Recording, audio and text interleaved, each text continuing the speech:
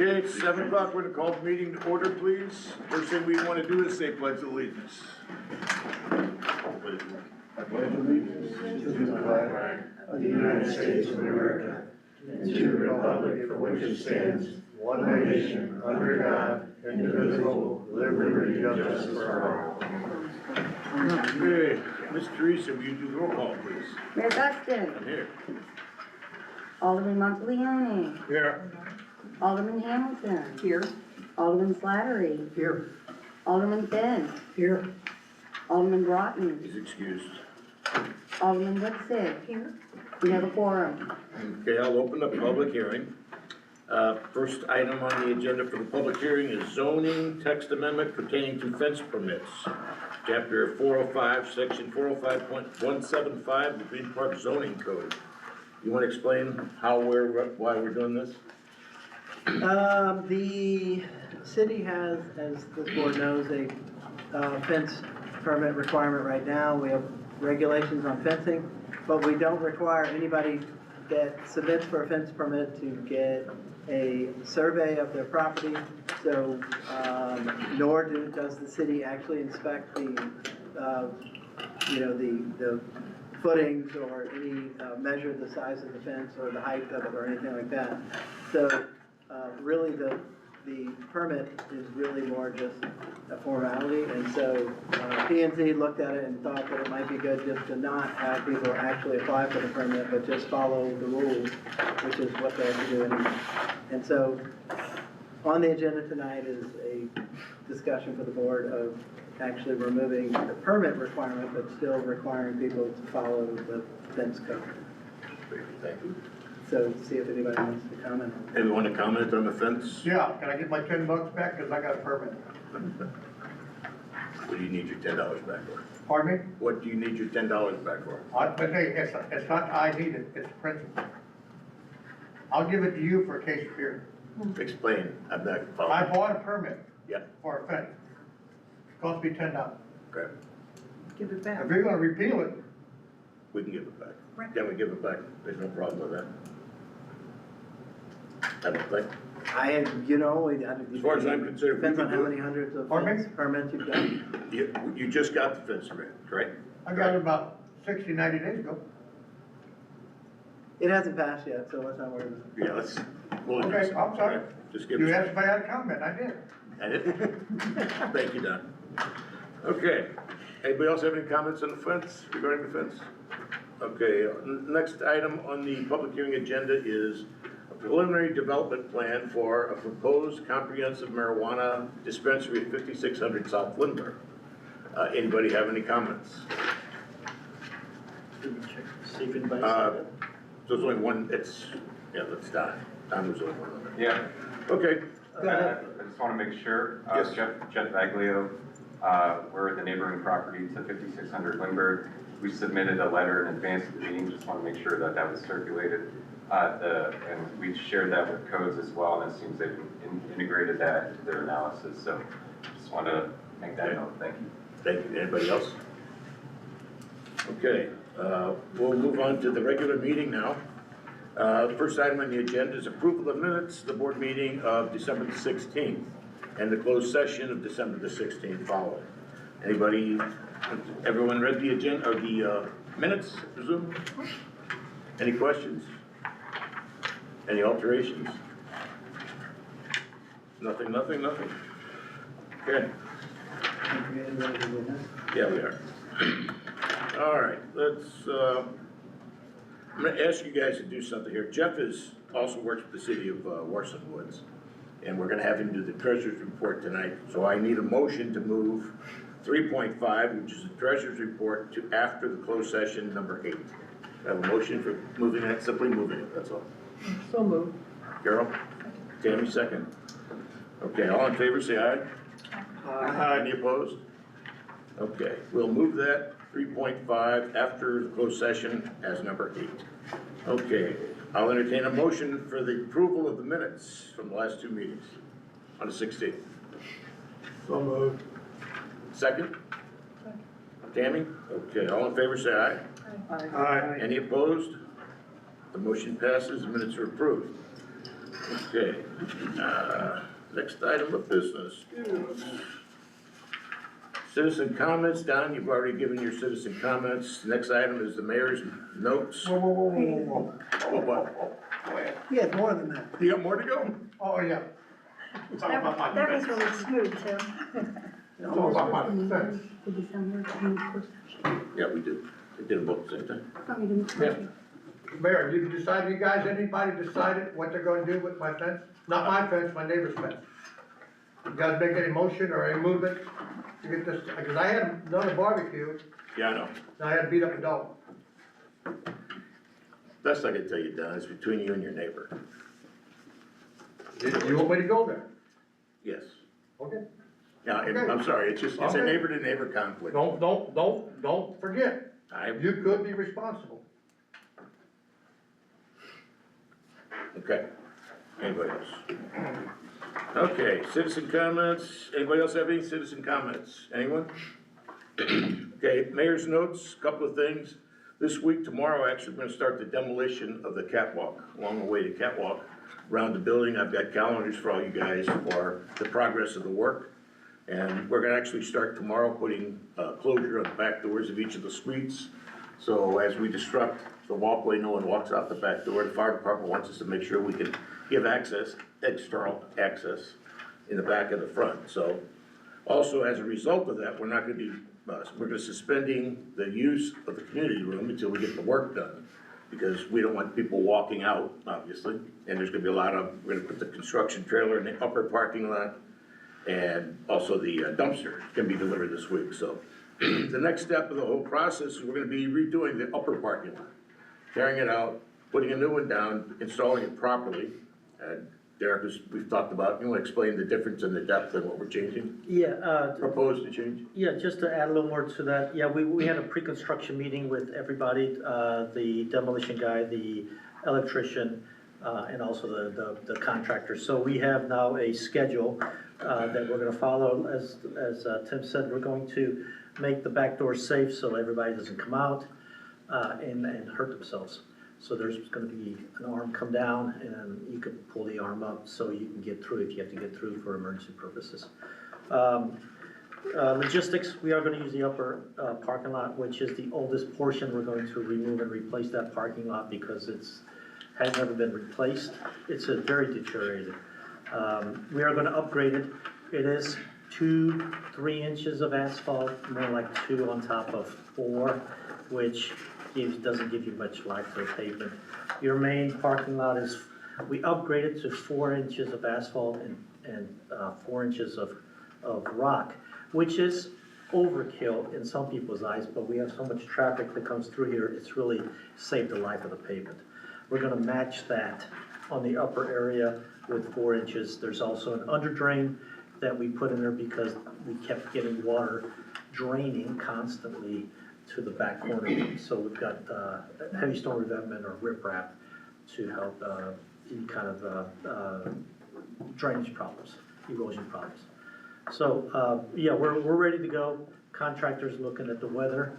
Demolition's gonna be first, followed by construction. We do need temperatures to be above 35 degrees. 40. Yeah, 40 degrees to get the poured concrete piers. We've got extra supports going into the catwalk based on the structural calculations done by the structural engineer for this project, approved by St. Louis County. County has issued a permit for the project. We do need the right temperature to pour the extra piers for the support posts. And But then after that, another thing, we don't wanna wait too long, and that's kind of the time frame we're in. We have an issue with the air conditioner compressors. We've had to disconnect them tomorrow. The compressors can be disconnected, so we wanna get that done before it starts getting hot and The have a reason- problem with air conditioning. the reason for that is we have to move them because it's so tight in that area to move equipment, small equipment, and also to be able to do the construction. You don't want something falling down on an AC unit. So they're going to disconnect it and move it, get it out of the way, put the pad back in, put the AC unit back in and reconnect it. And the next step in the process after the parking lot is getting this parking lot So- crack sealed and the whole Right, parking lot sealed and striped. As we're saying, as soon as this project is done, we're gonna go out to bid to do the upper area, total removal and replacement with striping. Also, we're going to do striping here and once crack sealing, and then have. Green Park and Mueller. And then we're going to do also striping on Green Park Road and Mueller Road as part of that. Not part of this project, but in sequence. Okay, thanks, Derek. And next thing we've got, we're putting in another flashing stoplight at the corner of Green Park and Coors at the request of one of our planning and zoning volunteers. On the 6th, I believe it was, or the 5th or 6th, we had a heck of a snowstorm. The ice and snow removal, I think, in the city of Green Park was outstanding compared to the rest of the city. I was recently down on some of the streets in South St. Louis, and they're still fighting with 4 inches of ice and pulled the trash cans out of the alleys and so forth. We were blessed with an extraordinary good job done by Beischer, and commend them for the good work they've done. Also another thing is, the next time we have a snowstorm, we've said this time and time again, one of the problems we had this time, we've got 14 cul-de-sacs in the city. And when snowplows are going through, if the cars don't get off the street, particularly in the cul-de-sacs, there's no way for the plow to turn. So he's either gonna put the snow in a driveway, he's gonna put up against a mailbox, or he's gonna pack a car in. We can't have all three solved at the same time. So we're requesting that you tell anybody that calls and asks, they put the cars off the street best they can. I know we can't put them on top of each other, but perhaps they can pull them to a parking lot. Jason said not to St. Simon's because he also does that parking lot, so. But anyway, if we could find a place for their cars when we're doing these maintenance projects for snow, it'd be great. Light up Green Park, I think Teresa dispersed all the winners of the Green Park Light Up Green Park this year. It was very, very good. We also have just recently put a new handyman on our list of people we can call to get things done. We've got a couple of projects, small projects. We gotta replace a sink, and recently we've had to replace a garbage disposal and so forth, a doorknob and that kind of stuff. So we've got a new handyman that we've talked to and we're meeting with next week. So that's all I have to report. Any reports from the Aldermen? Joe? No report. Marty? No reports. No? Carol? Yeah, I had a question only because of what we just talked about with the cold weather. You know, we had the generator or whatever it was in case like electric goes out where people can come up here for a warming center. Is that thing functioning or do we even have it anymore? I believe so, yeah. It's still in operation. It is? Yeah. Okay, because I don't know if we ever really send that out and extend it to anybody, even in the summertime. You know, I know we had a fatality the one summer. Yeah, I will check for sure. And get back to Yeah, you for sure. I'll please, double thank check. you. Okay. Michael's excused. Ron? Nothing for it. No. Tammy? Anything to report? No. 3.2, the city attorney, Mr. Paul Roast, anything to report? No report tonight. 3.3, city engineer, building commissioner, Mr. Derek Madej. I believe we covered everything. Got everything? Okay. 3.4, city clerk, Teresa. No anything to report. Okay, 3.5 is the treasurer's report, which we're gonna move back to the end of the meeting. Jeff's gonna get back here as quickly as he can so we can hear his report. 3.6 is the county police report. No report, no, I thought I could play it off. You don't get to buy that easy. I tried. All right, numbers for December, we had 393 calls, 272 of those were directed, 121 self-initiated, 2 accidents, 25 reports, 1 arrest. We had a DWI arrest, 11 citations, 6 warnings. Out of the crimes, we had 1 child abuse, 2 auto thefts, 1 larceny, and 1 flourishing of a weapon. I have a question. The Waffle House situation, would you have any knowledge of what happened up there at Waffle House? When, It was 9 a.m. in the morning on a Saturday, I believe, or a Sunday. They said there was a shooting and, something else, I can't remember. no, I didn't hear And an of assault? anything. No? Yeah, fight. Yeah, At Ronnie's Plaza? Was that, where was that, Right, but where was that posted? How do you know it was just a fight, or it was just a fight. yeah. did you read that somewhere? No, I know people was there. Oh, okay.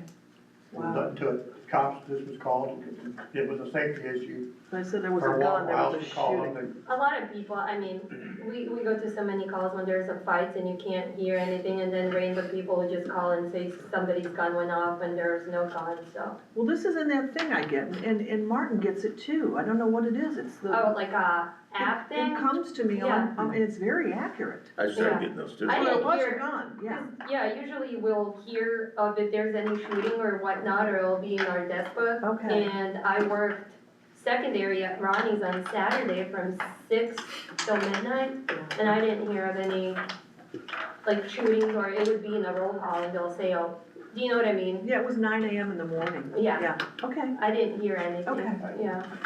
Sonda, on Sir? the child abuse, do you have any information on that? I do not, so I was gonna go into the report and take a look at it, but the number was pulled from one of the detectives. And it looks like it's like a closed case, so I can't view anything. That's personal Yeah. information, Yeah, you anyway. could It's never not really be- for us to know. so. Yeah, so I don't have, like I said, I don't have anything, I couldn't pull anything on it. Sonda, do you know how many of the citation or warnings were for the stop sign running that's out of control still? I don't know. No. Like, to be honest, I don't know. I'm not sure. I've been sitting there, I know Jeremy's been sitting there, but then again, everybody stops when we're there. It's kinda like That's why every you other gotta stop. hide. There's nowhere to hide. Like I said, during summertime, at least you can hide like on Antigo.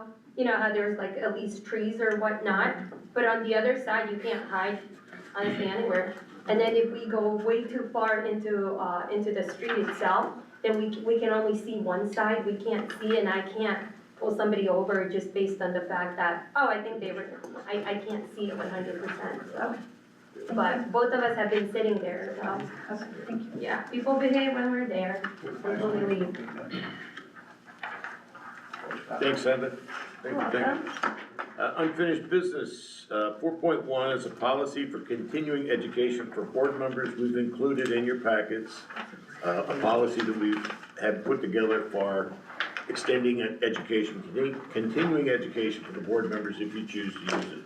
So it's fully explained, it's, I don't think there's any questions, if anybody has any, now's the time. Anybody? Nothing? Okay. Next item of business is new business, 5.1 is a Are you resolution. gonna adopt that, or are you just, it's just for everybody to look at? No, we're just gonna look at it, right? Okay. Just don't ask me to enforce it.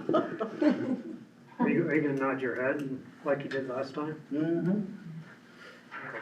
Like I said last time, it was, I put it together, I haven't had any input from the board, so it's kind of up to you guys to look at it and decide if you want it, if you even need it, if there's anything you wanna change, and so on. Well, if it's okay with the rest of the board, I'd like to make a motion to table this till next month. I didn't have a chance to really look at this with everything else that we had here. Is it okay to table it till next month? It's probably a good idea, since Yeah. I would think Alderman Brown would probably be interested in it. Yes, definitely. I have no problem with that. Anybody have a problem with that? Your motion to move it to the next meeting, Marty? Yes, if possible. Anybody want to second that? All in favor? Any opposed? Let's move it to February meeting and we can discuss it then. All right. I'm sure Mike will have interest in that as well, so. Okay, 5.1 is our new business. Resolution number 386 is a resolution approving the preliminary development plan submitted by Organic Remedies, Missouri Incorporated for a marijuana dispensary at the corner of 5600 South Lindbergh, corner of Tessa and Lindbergh. There's our young lady, would you like to explain, introduce yourself and explain as we did at the planning and zoning? Absolutely. Good evening, everybody. My name is Jamie Mansfield, and I'm with the law firm Quarles and Brady, and represent here the applicant Codes. This is Organic Remedies, but it's doing business as Codes, and Codes is the branding that's going into, hopefully, this facility at 5600 Lindbergh. And if I could, again, because I love paper, if I could pass around my presentation to you guys when I approach, Paul, is that okay? Thank you. I already have one. I redid it. Oh, you, Yeah, well, it's kind of that little. It's changed since. updated?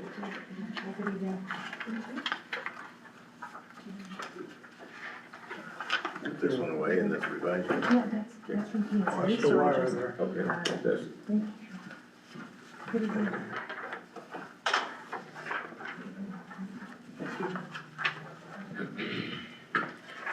That's in the revised parking Yeah, counts. thank you. Thank you. So, good evening, I just wanted to, hopefully to move along and just follow along here with the presentation to keep us all on track and address other items of business, so thank you very much.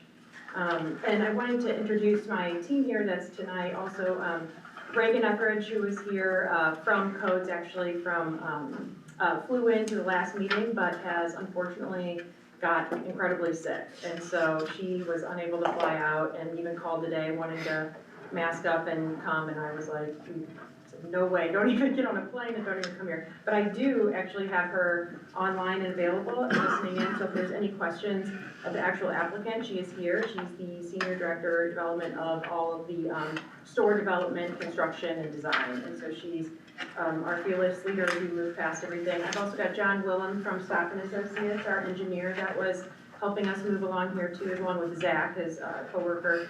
And I have here John Notter and Rebecca Tayson from L3 as well, and those are our brokers that have helped us out scout this wonderful site that Codes is looking at.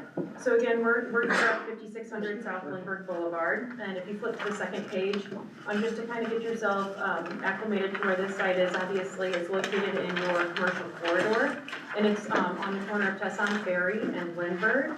It's the former site of Regions Bank that has sat vacant for some time now. And if you could see on the map, there's a tiny little star, and that's where it is too, that right there on the corner, and that you can see and puts it in the CC district. If you go ahead and flip to the other page, this is the preliminary site development plan, and this is what's been updated since the last P&Z meeting to actually account for additional square footage of the interior of the building, so the gross square footage of the building interior. And I'll get into that later too, but really what we were looking at for our operations as a comprehensive marijuana facility that we're looking at utilizing the site for is only the need for the first floor. And so most surveys plat the footprint of the area, and that's what we based it upon, and not the actual second floor, because we're not gonna utilize that space, that's not part of our operations, and so that wasn't within the calculations of the building. We have subsequently added that, and that is the only change, and that'll come in later when we talk about parking. If you flip to the other page, next page is the planned use within the city's commercial corridor district. So again, we're looking to put a comprehensive, in the city's first comprehensive marijuana dispensary, which is a planned use in your district, which requires us to be here as well. And it's per the section 405-160 for those that are following along. And so the planned use really requires here an approval of a final development plan. And what that is the applicant, we've submitted, all the required copies of the development plan and updated those, got to your way today.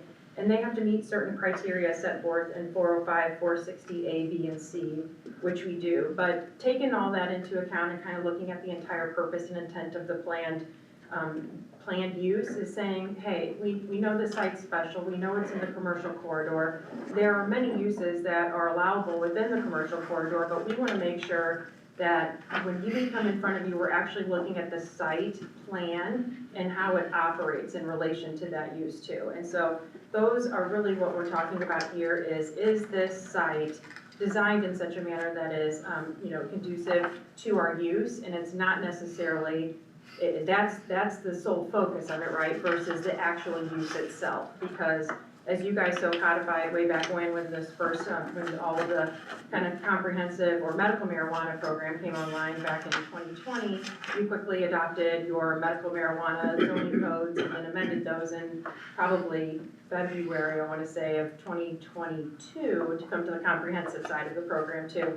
And all of which was constitutionally mandated, and every city and municipality had the ability to, zone for that use, and that's what you guys did and decided that this was the actual district that use was applicable to, subject to any other restrictions in the site corridor, right?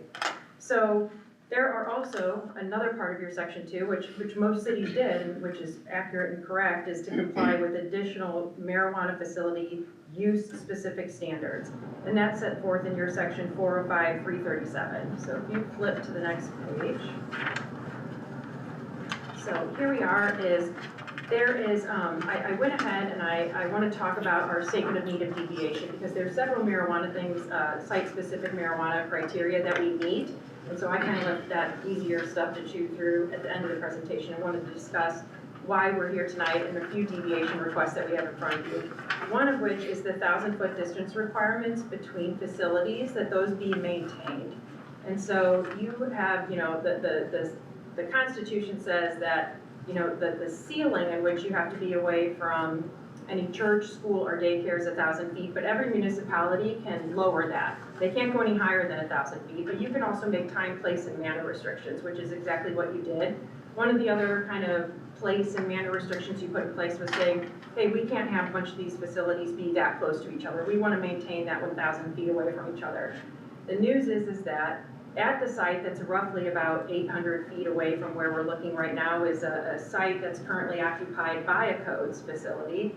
And what they're looking to do is shut that down upon the issuance of a commencement inspection and occupancy permit here. So there will be no facility that is within 1,000 feet as soon as we are at, hopefully we get through this process and get final approval, but that facility will be shut down at the same time when we can open the doors at this new facility. So that restriction hopefully will go away and be ameliorated.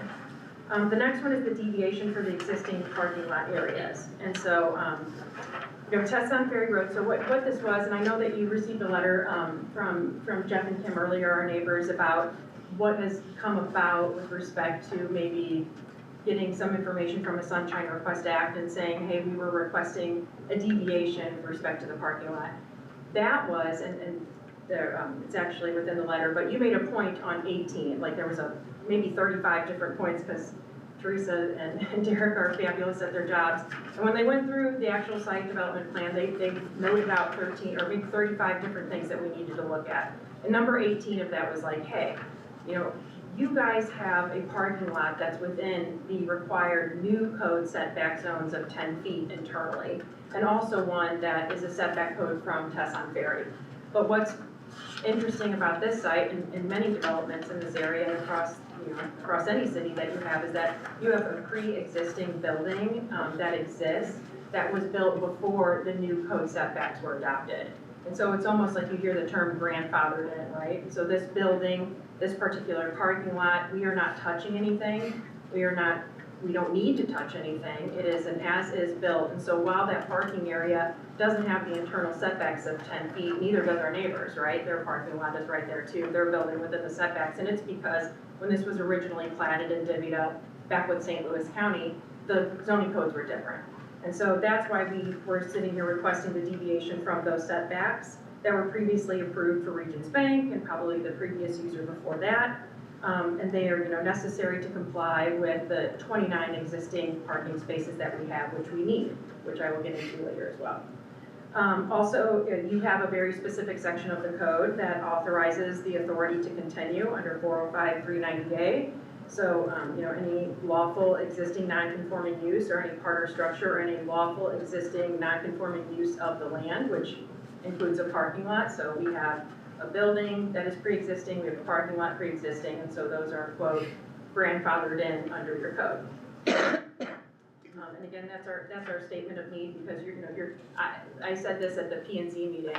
Codes knows that if we come in here and we want to build a brand new facility and demolish the one that we have existing, we better comply with all those setbacks, right? But because we're utilizing the existing space and not committing waste pursuant to your comprehensive plan, all of these things and utilizing it, just kind of giving it a little facelift, let's say, for all intents and purposes, that's what we're going to do here. And so we don't really have to comply with that, but you believe that if we ever decided to demolish or a new owner decided to come in and demolish the building, they will comply with all of that.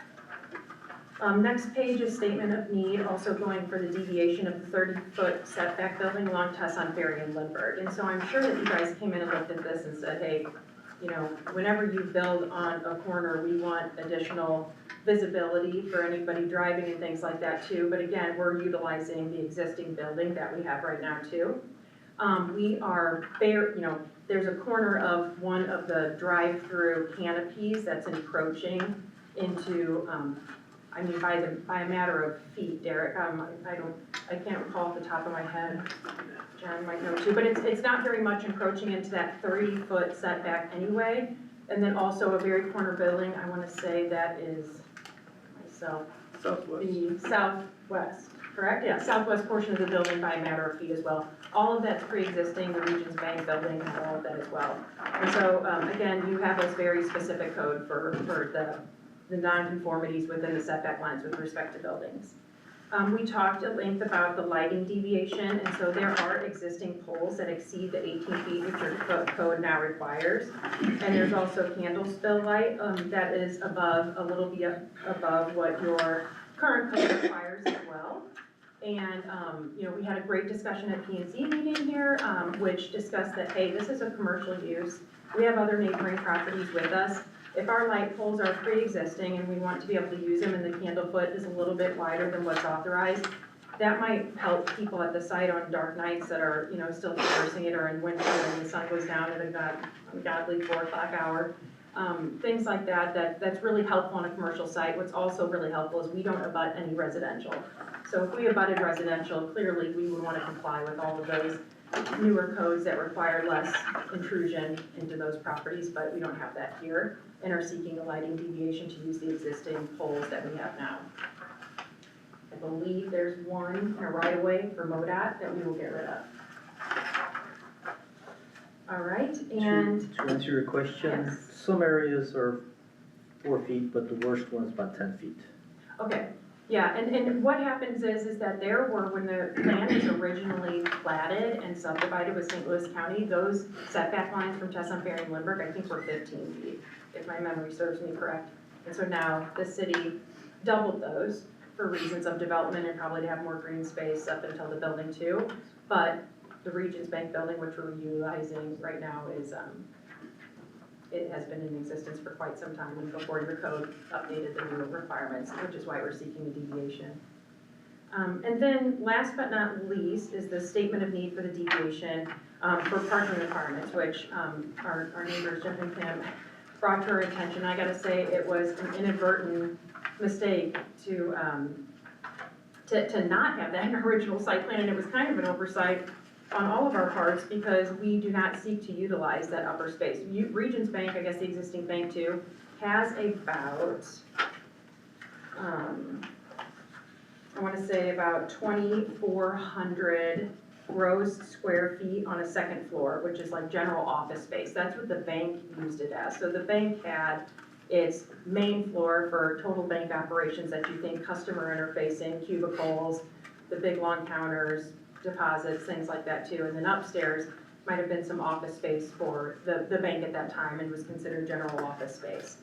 And so, we really appreciate that dialogue that started because it allowed us to get ahead of it for tonight's purposes and request this deviation. The dialogue started with the neighbors too. I know our broker brought out plans and wanted to talk through those and talk through improvements that were made for the site. And so, what we wanted to do is just, of course, but it was a mission and it was an oversight, but the client doesn't even have any second floor operations that are on that specific property. And so what we're asking for is that saying, hey, we understand in your code that you have a 5.5 parking space requirement for these marijuana uses. And that's for every 5.5 for every 1,000 feet of gross square footage. And so we've got about 3,943 first floor gross square feet on the bottom floor that we're utilizing. And that's where all the operations are gonna be: the vault, client interfacing, the vestibule, the entry vestibule, every single thing that is required by the state code to operate a marijuana facility is all gonna take place on the 4th floor. Security cameras are gonna be all around the building and in the building regardless where any operations are taking place, because that's what the Missouri Health and Department of Senior Services requires. But, that's fine, because obviously, it's a new use, and there's not really, much, ability of a city to really project how much traffic is gonna go on a site, but knowing that it's a new use and hedging for that, probably, you guys said, hey, it's 5.5. To put it in perspective, the bank had a 4.5 ratio to 1,000 square feet. So it's another whole other space that you need about that, and we're fine on that, right? We needed 22 spaces for that back when we thought that we only had the first floor anyway. And we have 29 spaces at site, so we have 7 left over. And now we have this office space up above that's going to be utilized to have maybe some promotional papers and pamphlets and stuff, but under no circumstances can there be anything that is state regulated occurring up there, other than the fact that we have some cameras that make sure that inventory stays where inventory is supposed to be, which is important to the state and important to us. And so that ratio, again, for general office in the city code is 3.3 for every 1,000 square feet. So that roughly turns out to be that we need 9 when we only have 7 available. So that's what we're asking for. The deviation is on those 2 feet for the office space that we don't really need and we're not gonna really have a use for. We provided yesterday to Teresa and the city a statement of need, and it specifies that there's no use on the 2nd floor for necessary operations. There's no customer use of the office space up above. We don't want our customers up there, they will not be going up there. There's no necessary employee use. We've already have that in the 1st floor as required by the state statute for employee breakout rooms, bathrooms specifically, a general office space already in the 1st floor that we need anyway. And so there will be no necessary use for employees. And also too, the drive-through concept of this helps alleviate any type of customer coming in and just, an influx of customers actually walking up and staying inside and needing to park their vehicles. Instead, they pre-order on an app. They're allowed to have their product waiting for them, and so what they do is they get on the app alert that says your product is ready, which is an algorithm that's baked already into, Code's algorithm and all the computers too, that say this is when you can pick your product up and this is when the window is, and that's to hedge against congestion at any site. And that's to have, any alleviation of unnecessary queuing in a drive-through lane anyway. And so all this is automated, much like anything else that you can think of. Even to your pharmacy says your order pickup's ready when it never is. So, but that's not true for codes. And so what I wanted to really, hammer home here too is that different from a bank where you think, there's offices upstairs for the bigwigs or maybe the bank manager here, that's not the case as well. And so an increase in office space does not necessarily mean an increase in traffic or an increase in a customer base, because our whole entire operations and customers is based upon the fact that we have 3,943 square feet of space that we are going to use for the customers. And that's it. We are retail, right? And just to give a few more examples, like I said, in your code is financial services are 4.5 for 1,000, right? And so the bank needed 19, and they had an office space of 2,441, and so they needed roughly 9 spaces, and magically that equals 28 when they had 29 available, right? So we're right there with them in the slight deviation of just needing a couple to take care of something that obviously the bank needed that we do not. I wanted to give some examples too, just to know that as you guys think through this on a slight deviation and knowing where you maybe came up on your numbers, the city of Ellisville has general retail of 3.5 for 1,000 square foot and with a 4.2 max. And so your marijuana use at 5.5 is above that for general retail. Sunset Hills has for this specific general office is a 3.3 to 4.5 max. And so you guys are right at 3.3 at the minimum, right? The marijuana dispensary is just 5 per 1,000 square feet. So we're a whole half a car more for parking than in Sunset Hills. City of Crestwood is general office space is 2.5 per 1,000. And then any indoor retail is 3.5 to 4.5. So again, our retail use is, kind of exceeding those expectations on what we need anyway and what the city's kind of doing around town, and which we are happily complying with and will comply with. It's just the general retail or general business that we need to, that we are requesting deviation from. If you flip to the next page, this is just a breakdown, and I won't even skim it, but I just wanted to make sure I called out the parking calculations that are different from the other site plan that we put in front of you, right? Because we went ahead and broke apart, much like the bank did, its main bank uses with general office. We have our main marijuana comprehensive facility versus general office. And you've got a code specifically that bifurcates those two uses anyway. So just wanted to call that out as well. And so then, last couple pages, here's the criteria for the approval of preliminary site plan or pursuant to your code is compatible with the comprehensive plan. And one part of your comprehensive plan is to reutilize and refresh existing buildings where appropriate. And this site is extremely appropriate. It is not only appropriate generally for, you know, it's got this pre-existing bank issue too, but it is 100% appropriate for this specific use because some of these uses that you see around town too are stuck in, you know, strip malls and things like that too, where you've got parking requirements and there's, you know, lots of traffic and congestion and people moving about for many, many different users here. This is actually a very safe, very contained site. We have adequate parking, but for the general office space, we have adequate stacking lanes for the drive-through that we need. Our space is really, you know, self-contained in what we can use. It's developed, the development is designed and located to protect the city's public health, safety, and welfare. It's, you know, as you guys know, this is highly regulated by the Missouri Department of Health and Senior Services. There's constitutional and regular laws that govern every single day-to-day operation at each facility with site visits and monthly inventory oversight. Codes will meet all of the regulations set forth in your marijuana-specific ordinances. So location will meet site distance requirements like I talked about when the other codes close and this one opens. We also learned at the last meeting that there is a Good Day farm that is nearby too that is seeking to find another location as well. So this will be this area's main comprehensive facility that it has. We also will meet all odor and nuisance requirements for a dispensary. There's really none of those issues that occur. We also are held to your city's nuisance code anyway, right? So you can't allow any loitering. Well, the state prohibits that anyway. We have security that will ask people to leave the premises, which isn't an issue. We're just like any other retailer, any other user in your city with respect to the nuisance code, which we understand. We'll provide screening of HVAC units, and that is what John and his team took care of, as well as the trash containers, which we did call out from the last meeting on these updated plans. No outdoor operations or signage, no on-site consumption, that is prohibited by state law. We understand that you limited hours of operations. We're not requesting any deviation from that. We will abide by all drive-through requirements and maintain state mandated security on site.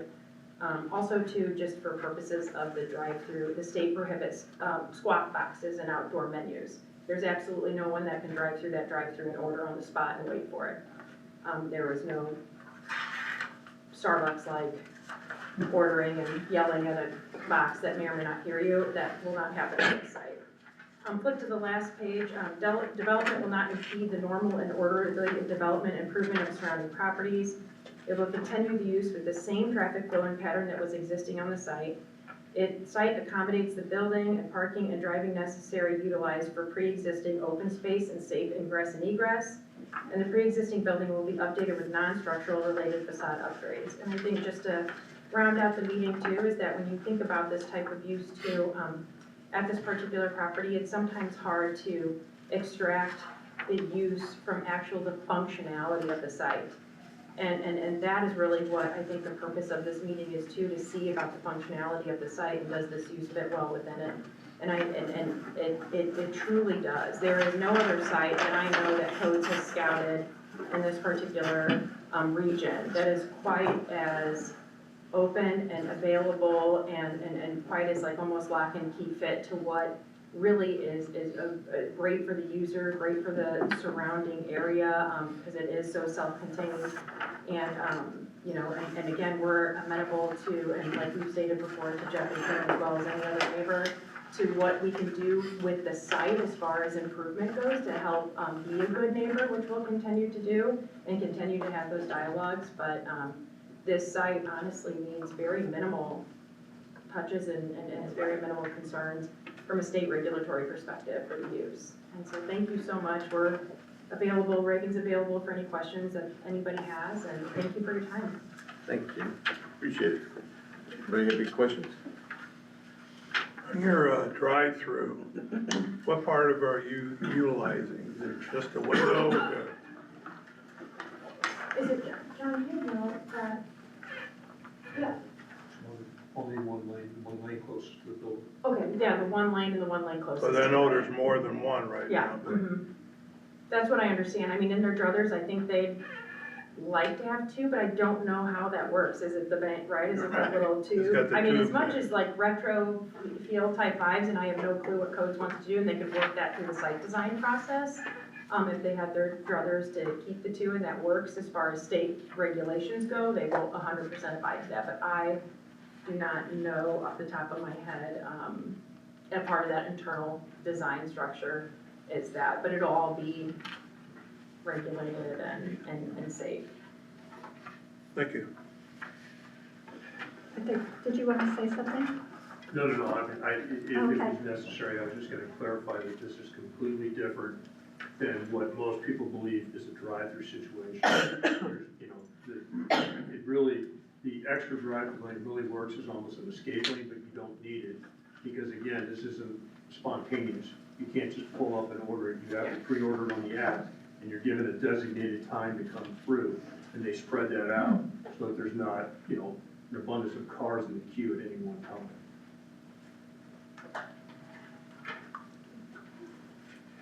Any further questions? Anyone? If not, I'll entertain a motion to adopt resolution. You know, with the issue with the parking that came up today, I revised the resolution to add that deviation from from 29 to 31, or vice versa, so we've got,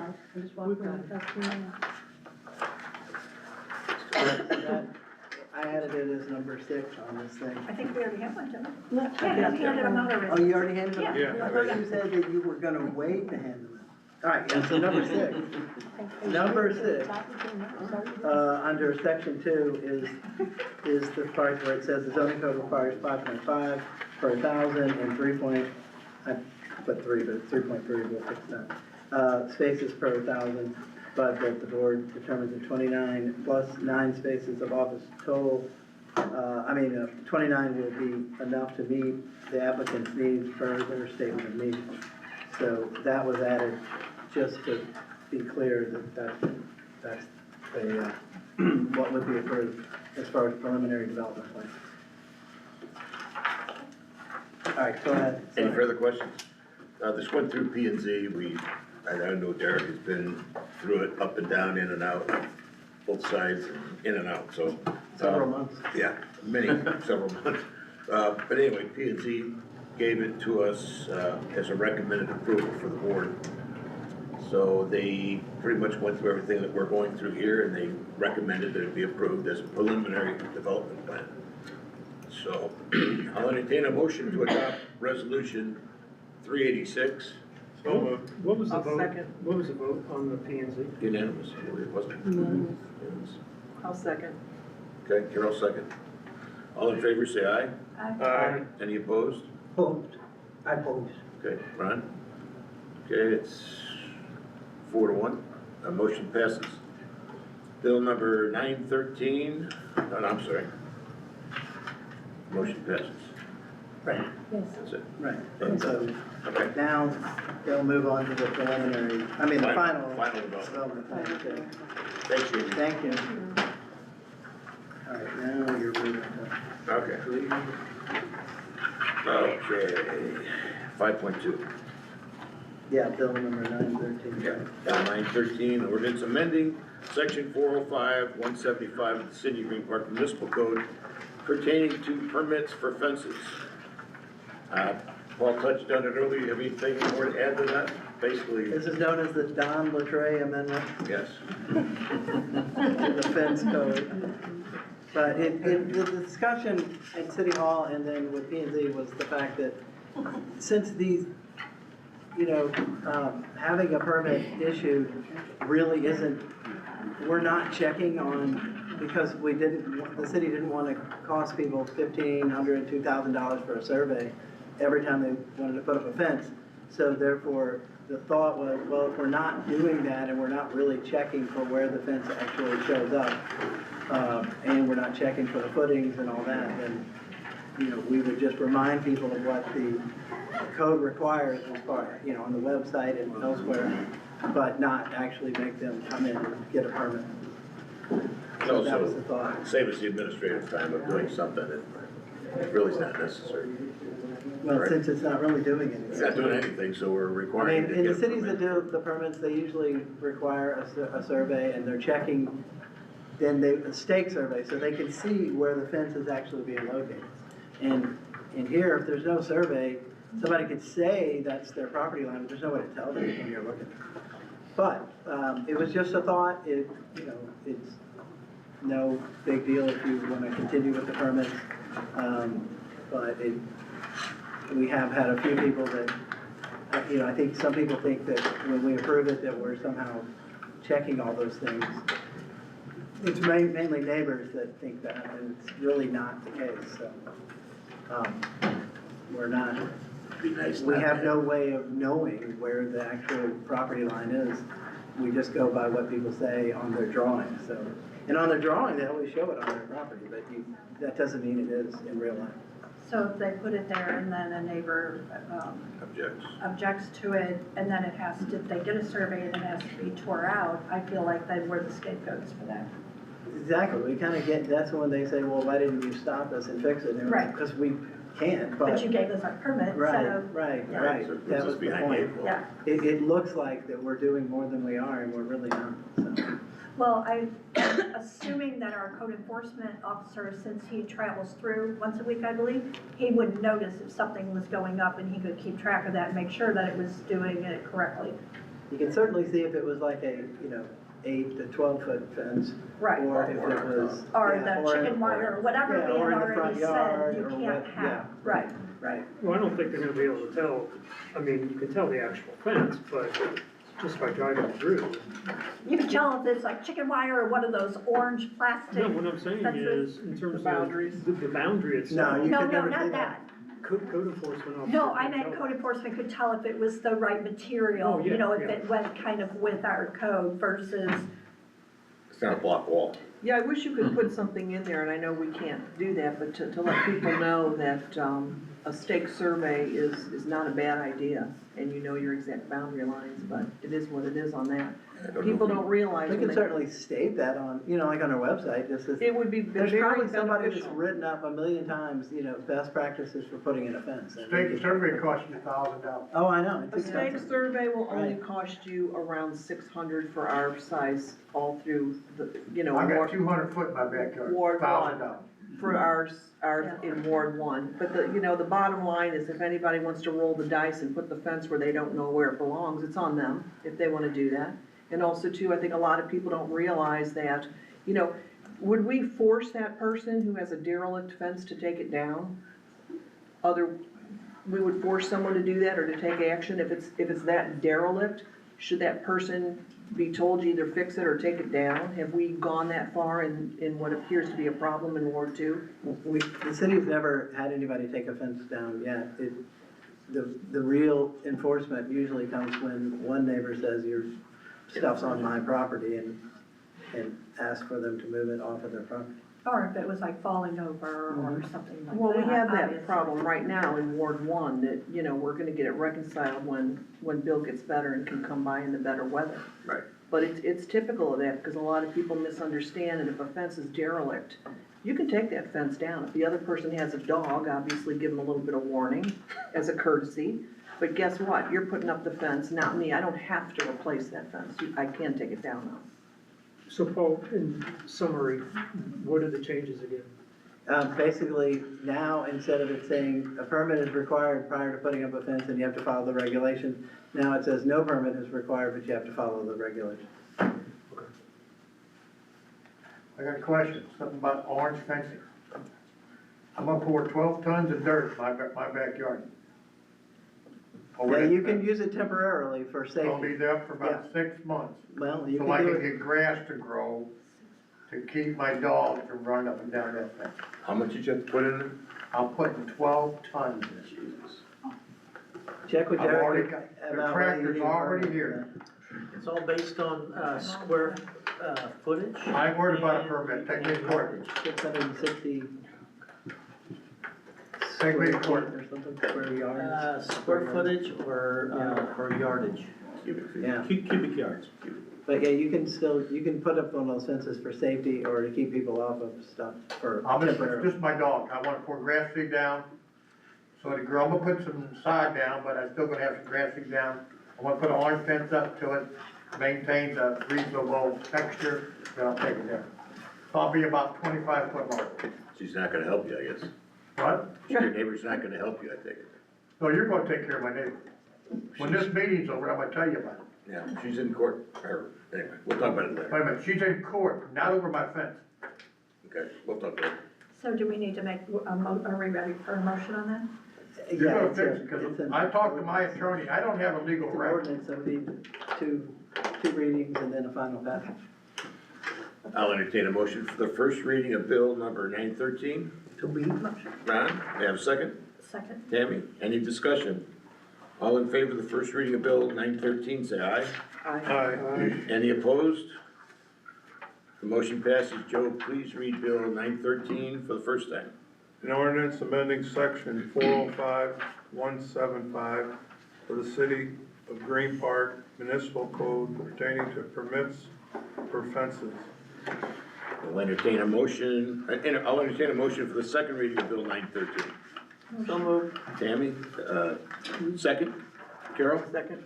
Any discussion? All in favor of the second reading of bill 913, say aye. Aye. Any opposed? The motion passes. Joe, please read bill 913 for the second time. An ordinance amending section 405-175 of the City of Green Park Municipal Code pertaining to permits for fences.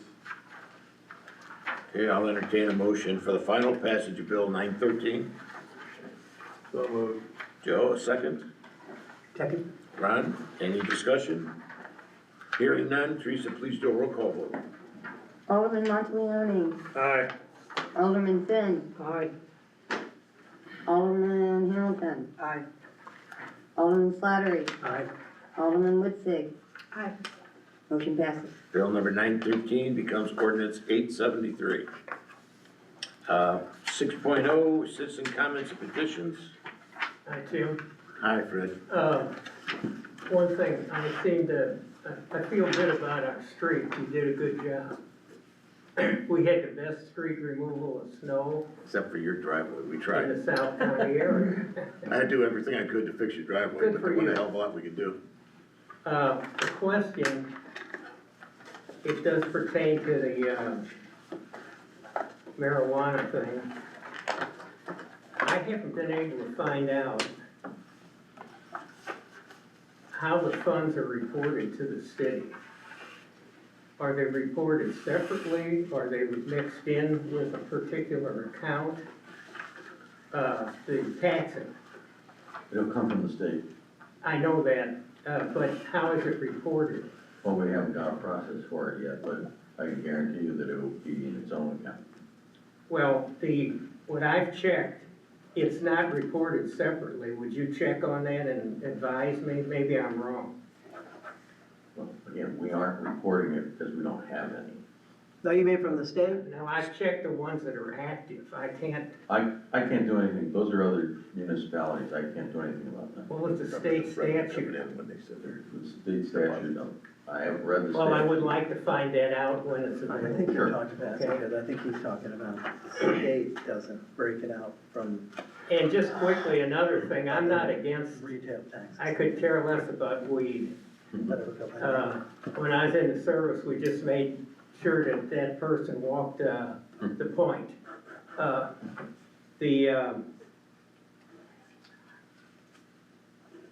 They're saying there's plenty of parking. There's a proper canopus in Crestwood, which I don't frequent, but I see them in action. And, the businesses next to them are overflowed with parking. They've actually put signs up to try and control it, which they're not doing. The gentlemen, they all left, so I really can't relate to this. Apparently, they're not gonna have parking, they're just gonna have people that drive through. They're behind you. They're behind you. Will there be any parking where people go in? Yes, There will be. yes, we have parking. Okay. Well, I could care less, but it's fun to sit there when I go and stop at Circle K, which is one of the people next to them, and watch Circle K's lot get overrun. Walk across. The other thing, the doctor of jurisprudence here said they're not gonna utilize the room upstairs.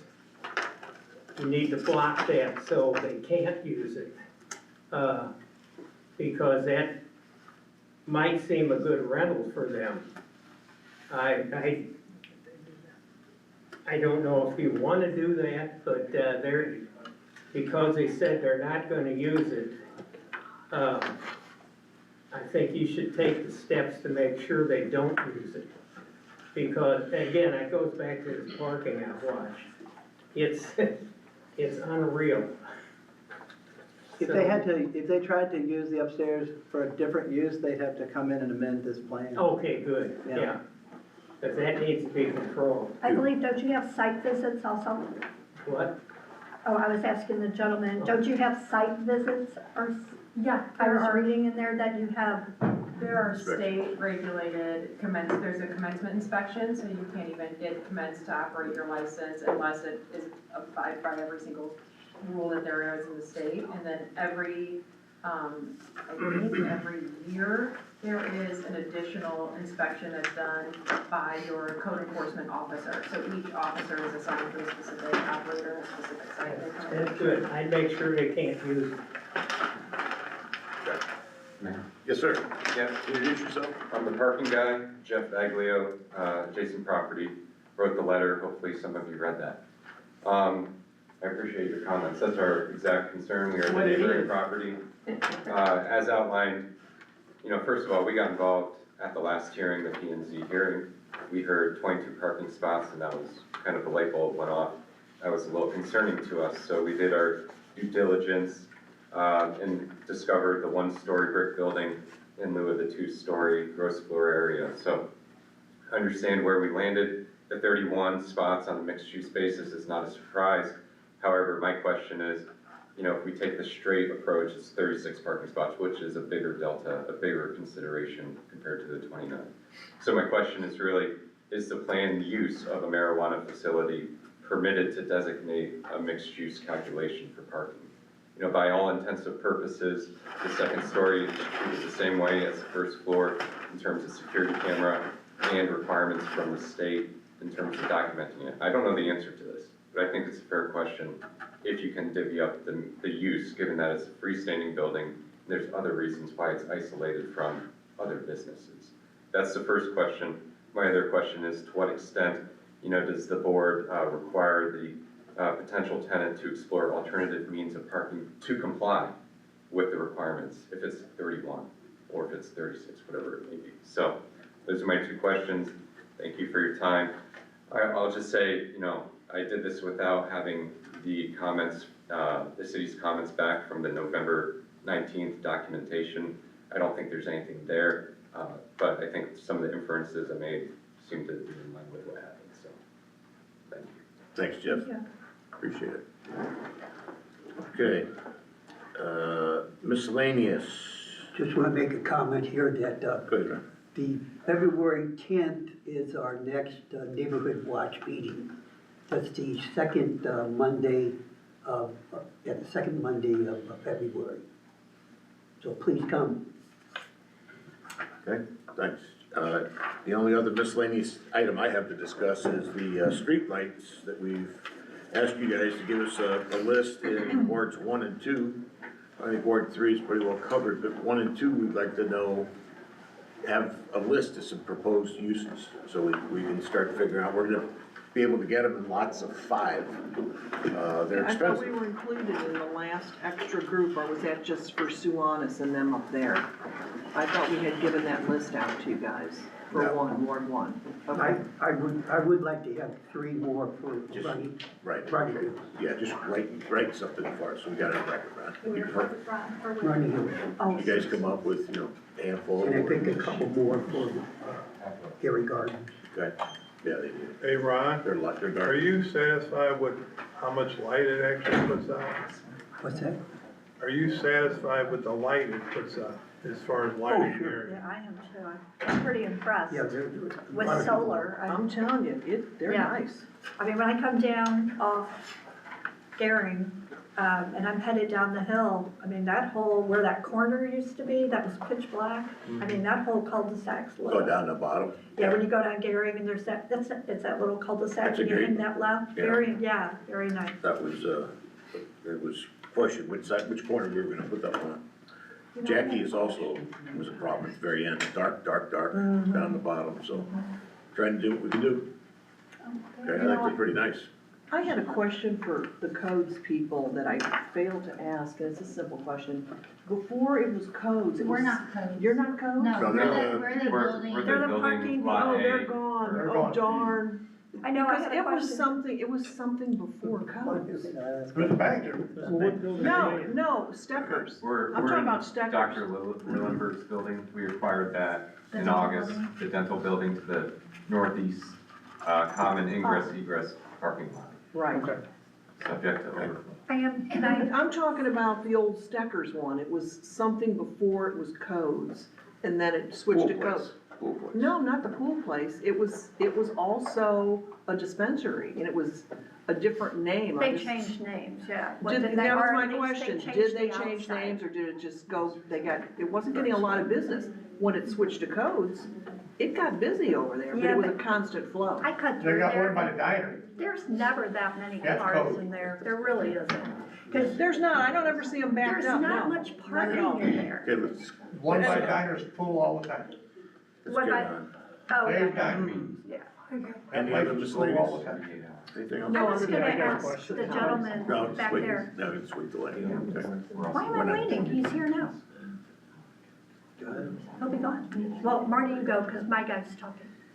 Well, everybody's done. I know. So Paul and Tim, so this is a preliminary development. Are we doing a final? No, not until.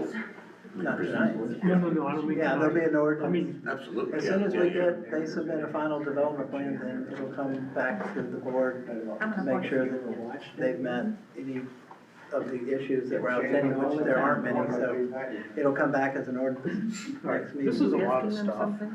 Yeah, but answer, but. to try and digest in a weekend. For a meeting. We wrote a pretty good letter, so. Okay. Wait. Well, I mean, I don't know anything about all the parking stuff and everything that they were bringing up and, and everything. So I'm trying to understand all this Well, the map was in there. and. Primarily, Their, what, their concerns and just trying to digest all this stuff, Yeah, so so you they have understand all this on a weekend. It took me 4.5 to 5 hours to get through all of this, but I read every bit of it. but, I mean, the main issue was that Do this if you ever want to reach out. their submittal and what they went through was to use the downstairs of that building for a dispensary. They said the lot as it's built right now has 29 parking spaces for that use.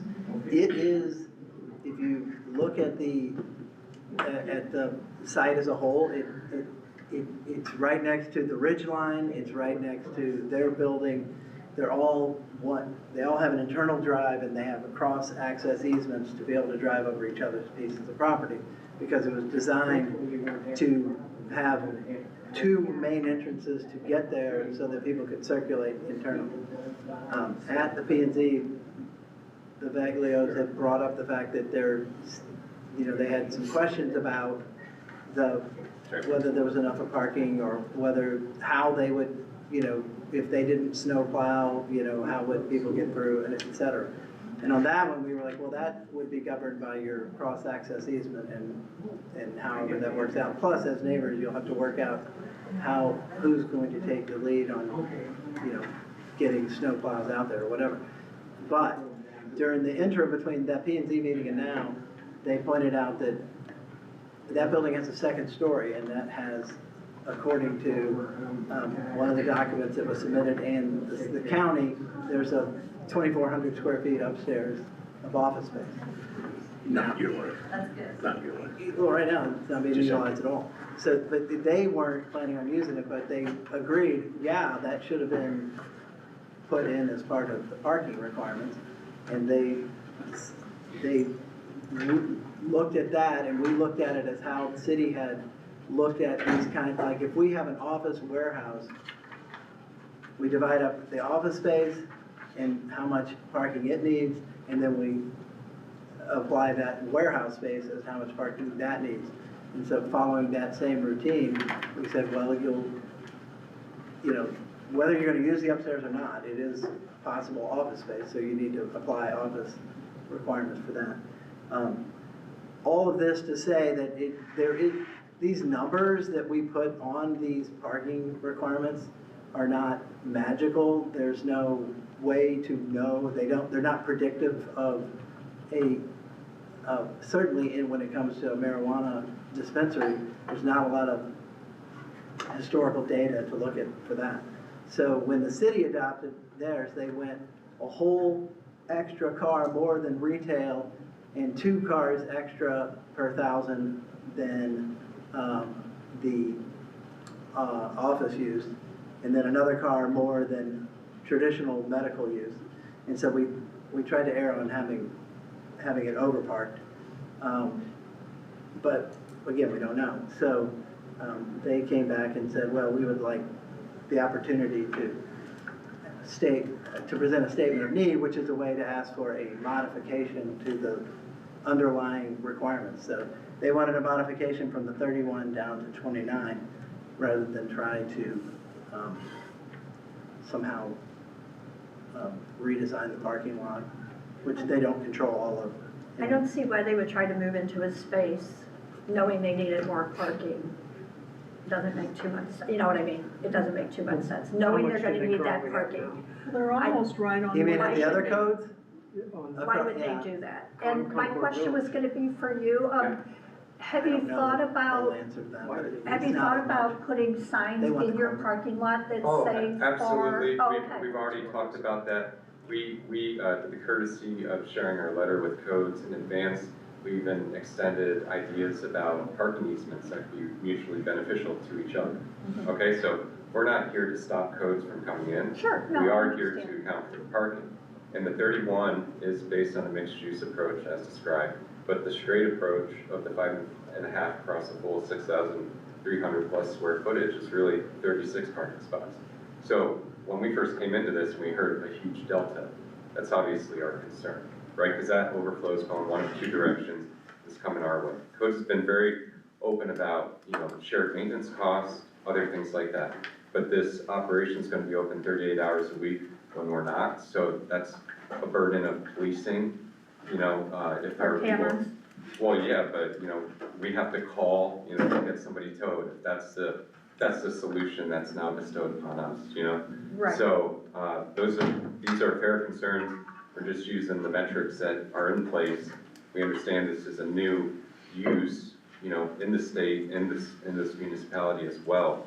It was a surprise, being a recent building owner, to have to confront this at this point in time, so soon, because we saw, definitely at the time that we acquired the building, a medical use was permitted at the 5.5 parking spots per 1,000 gross square feet.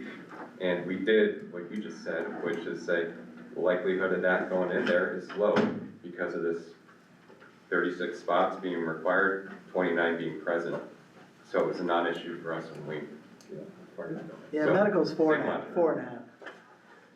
Medical's 4.5, not 5.5. Okay, well, I was looking at the use code that was sent to us.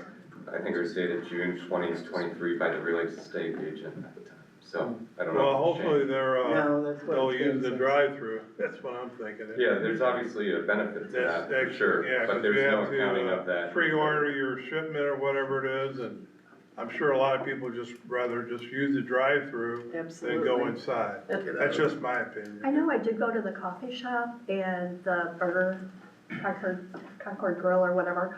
I don't pay a lot of attention because I don't go there, don't have anything against, but I don't go there. But I never see that there's an overflow of parking. It moves. And there is not that many parking spots in there. You know where they are now? And then that, what do you call it? Concord Village. No, the straightaway of stores. The little strip there. Yeah. There's never really, the only parking problem comes from Schatzi's because it's such a big restaurant. So I'm hoping that you don't have a problem, is what I'm saying. I'm thinking, Well, this Yeah, is, I hope it like I works said, out. at the conclusion of our letter, we trust the planning and zoning committee and commission and you all, in the process. You know, I think my one concern I voiced tonight is that I never got to this depth of, but is it permissible to characterize the building as a mixed use by floor, given its use to begin with? Well, that's what I just They would said. only I come said to- we do that for office warehouse. And I heard So we you, do I heard that, I office. just don't know if there are any But particulars. if the office is on the second floor, then yeah, then we'll do it that way. It's really not related to what floor it is. It's related to how we've interpreted our codes over the years.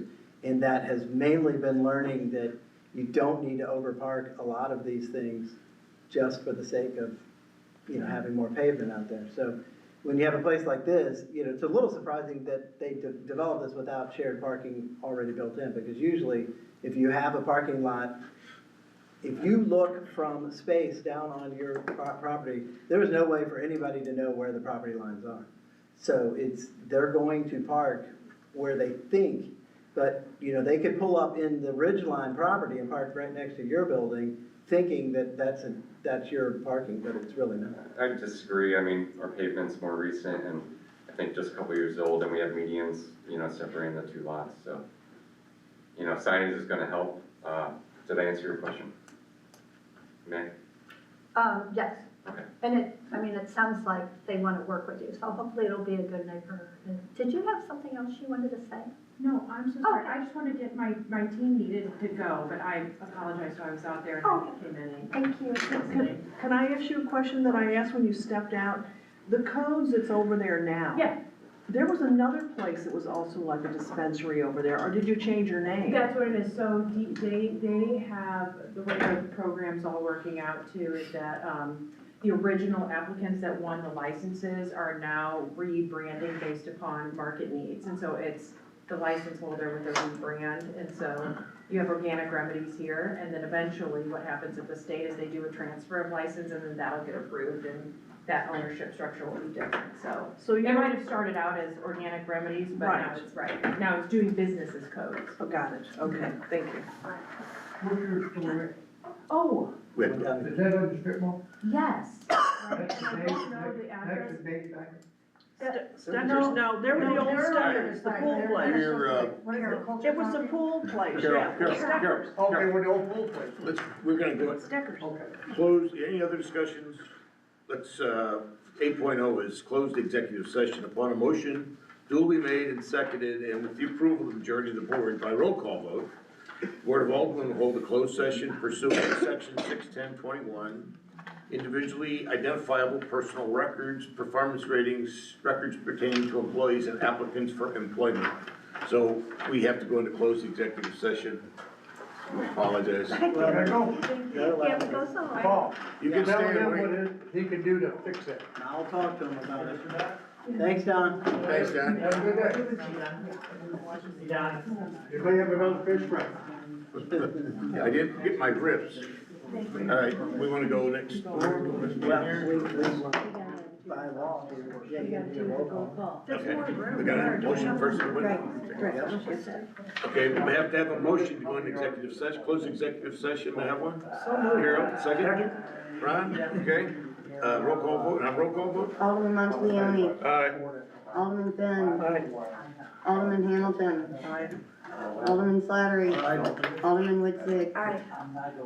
Motion passes. Okay, at 8:17, I'm 8:19. Tim, I say we stay here so we don't have to No move. issue. Well, it depends on if people are gonna stick around for the, we've got one more thing on the other side of, Yeah, we get treasurer's report yet. We had a closed executive session, then we gotta go back into open meeting, do everybody our left, but treasurer's report. technically, we're supposed to not put them out in the cold. I'm going next door to get my notes, and we can use the restroom, and then we'll get back together in about 2 minutes, is that right? Want me to stop recording?